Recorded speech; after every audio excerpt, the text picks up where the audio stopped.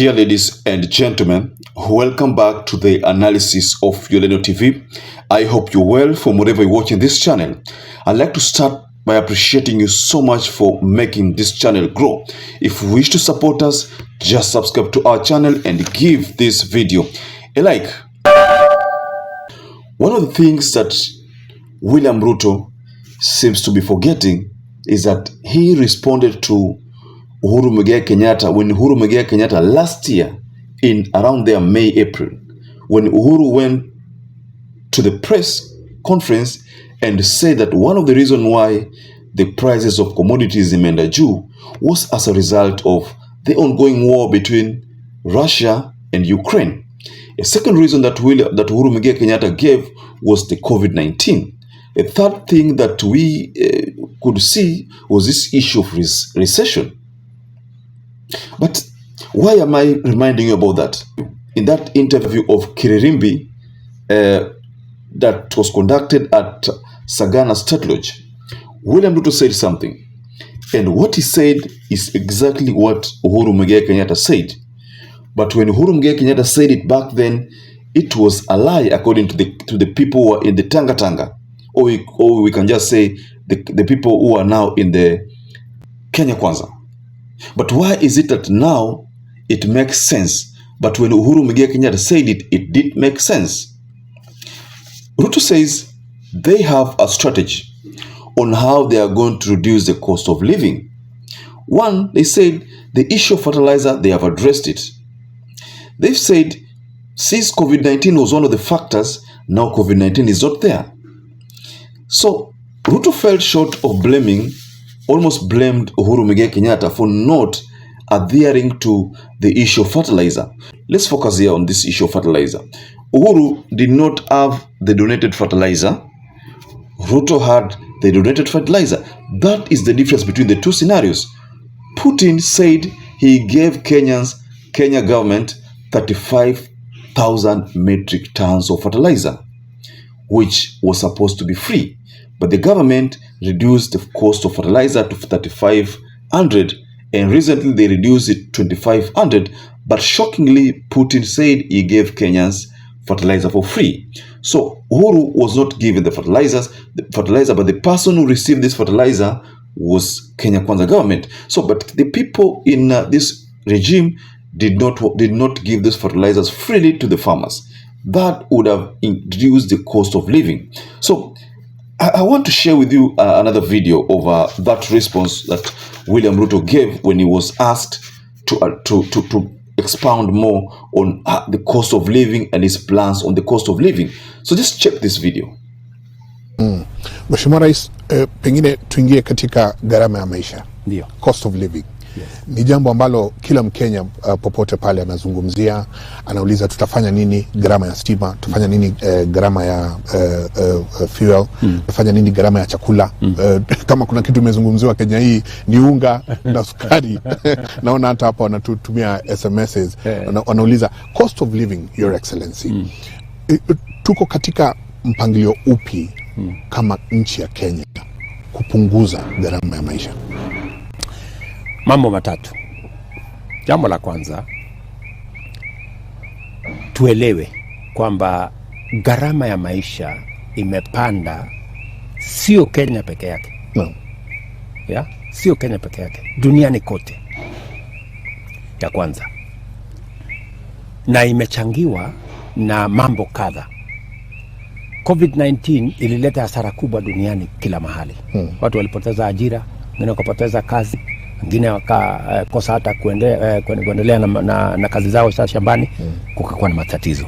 Ya pili, fertilizer ambayo tumekuwa tukiagiza kutoka nchi ya Russia, Ukraine, grains ambazo tumekuwa tukiagiza pia zikapanda bei kwa sababu ya ile vita iko huko, ikazuia.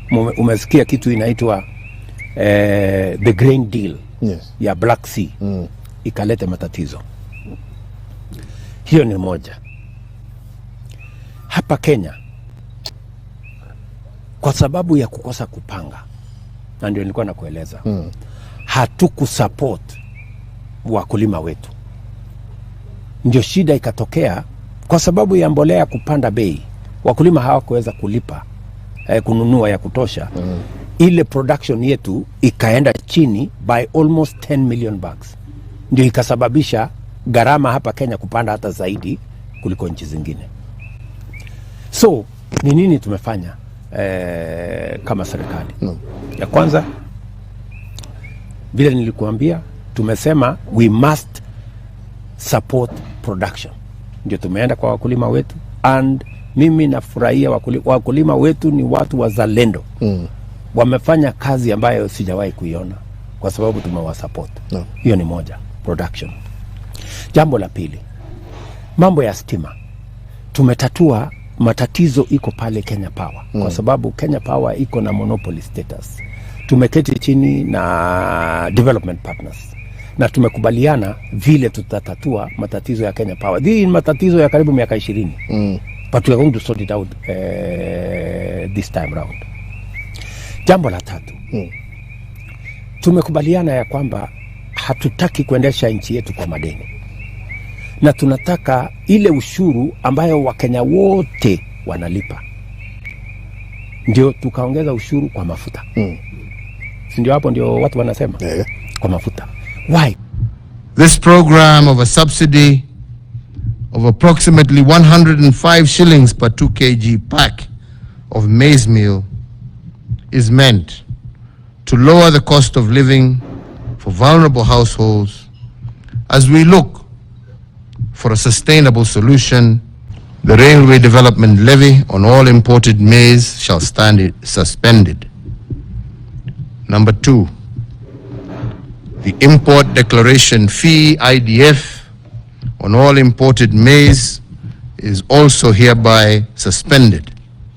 We have, over the last year, granted and maintained a fuel subsidy amounting to over 118 billion Kenya shillings. Na tukakaa pamoja kwa siku zote hizi na tukakubaliana sote. Millers wote wako hapa Kenya hii na millers karibu 150 mpaka 200 ambao kwamba wanafanya kazi ya kusagisha, lakini vyama vao viko hapa ambao kwamba wamekuwa represented na kukubaliana kwamba tufanye jambo hili pamoja. Kenya hii tukitaka kwenda mbele, njia ni mbili. Moja, umepatiwa nafasi ya kuhudumu, lakini badala ya kuhudumu kazi yako ni kulalamika. Mimi nashukuru wenzetu kwa sababu wamesema hawatalalamika, watakaa pamoja nasi watusaidie kutafuta suluhu. Na kama Bwana Rais alivyosema, serikali hii haijatulia mpaka leo. Ukiangalia vitu vyote Rais alivyovisema ni vitu ambavyo kwamba amevifanya kwa sababu roho yake yenyewe inawapenda nyinyi wa Kenya. What would be your promises? What would be your plan in the event you're elected president in August? Well, because if you look at really the cause of it, I see some people who are really trying to divert attention of the public, playing populist politics with the cost of living. But the facts are that, one, I think you had like a crop failure. You did not harvest to be able to satisfy the demands, the needs of the country. Secondly, there have been other events which have taken place in other parts of the world, which themselves are major contributory factors to the rise in cost of living, not only in Kenya, but around the world. Even you see the USA is fighting it. European countries right now are having serious problems because of what is happening in Ukraine there. So there are factors beyond the actual control of the government. But you can actually make some adjustments when you, for example, cut down on certain expenditures and then focus on feeding the people, making it much more bearable. for the local person in the country. And you're really talking about basically just essential commodities. VAT. Saa hii wanataka kukata mishahara ya watu wananunua mortgage. Saa zingine wanasema sijui wanakata wanataka kupeleka kwa NSSF. Sasa sisi tutapona wapi? Sasa hii maneno yenye wanasema bottom up ni gani? Sasa uchumi imeenda juu. Kila kitu tunasikia uchungu sana hapa. Na tunasema tuko na mtu yetu ambaye anaongoza. Kumbe ilikuwa namna hii. Ukituambia ya kwamba vitu zenye itasomwa budget hivi karibuni itaenda juu. Itaenda juu alafu tutanunua vitu na nini? Saa hii kulipa school fees ni tabu.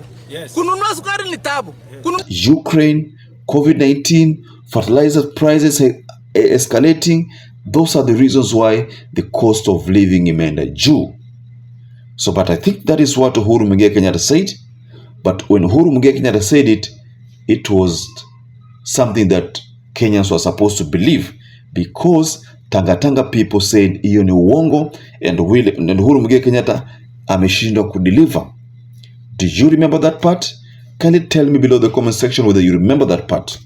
But I don't have much to talk about that video. You can tell from yourself because the response is out there.